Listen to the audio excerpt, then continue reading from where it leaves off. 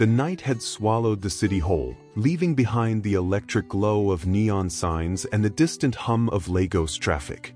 In the heart of this urban jungle, where power played in the shadows, a confrontation was brewing, one that could change everything.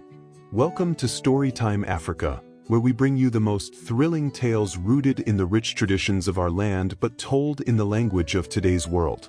If you love stories of courage, betrayal, and justice, make sure to like, share, and subscribe. Your support keeps our storytelling alive. Now, let's step into the world of the Lioness of Lekki. Late night, outside a downtown nightclub.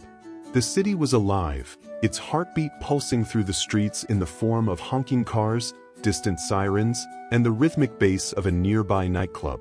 The entrance to Eclipse Lounge, a place where the rich and powerful whispered their secrets over overpriced champagne, was guarded by two towering men in black suits.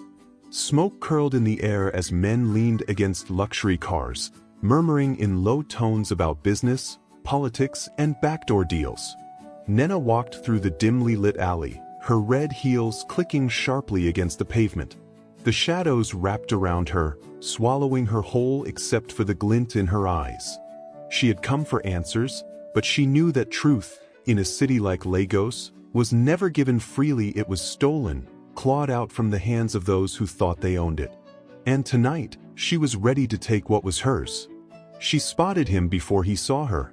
Okonkwo stood near the entrance of the lounge, his presence in unshakable force.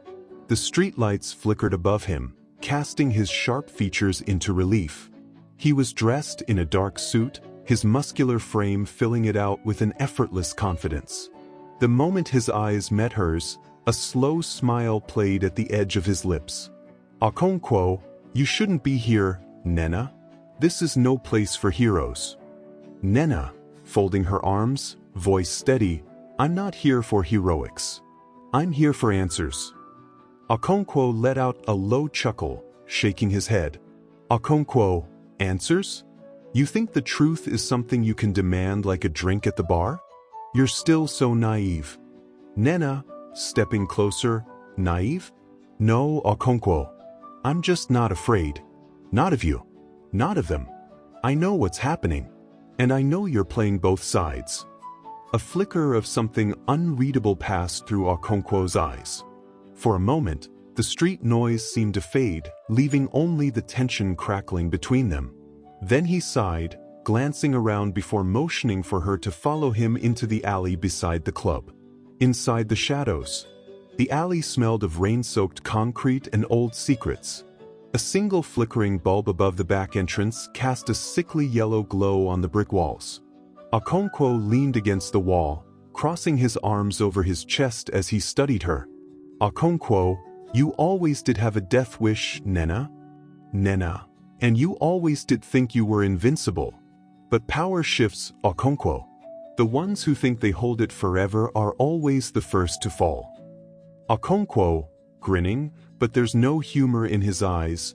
"And you think you can make that happen?" Nnenna reached into the pocket of her leather jacket and pulled out a flash drive. The dim light caught the metallic surface, making it gleam like a blade in the dark. "Nnenna, I don't think. I know. This has everything: transactions, names, evidence. Once this gets out, their empire crumbles. And you," she takes a step closer, voice dropping, "you go down with them." For the first time, something like uncertainty flickered across Okonkwo's face. Then, just as quickly, it was gone. He let out a slow breath and looked past her, into the darkness.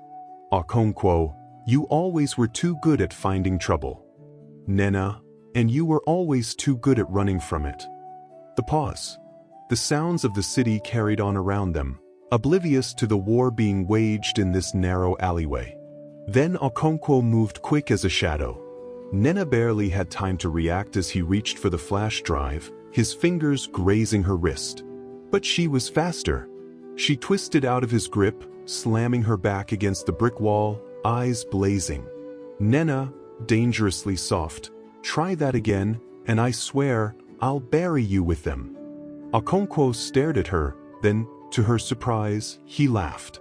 A deep, genuine laugh that sent a shiver down her spine. Okonkwo, you really think they're going to let you live after this, don't you?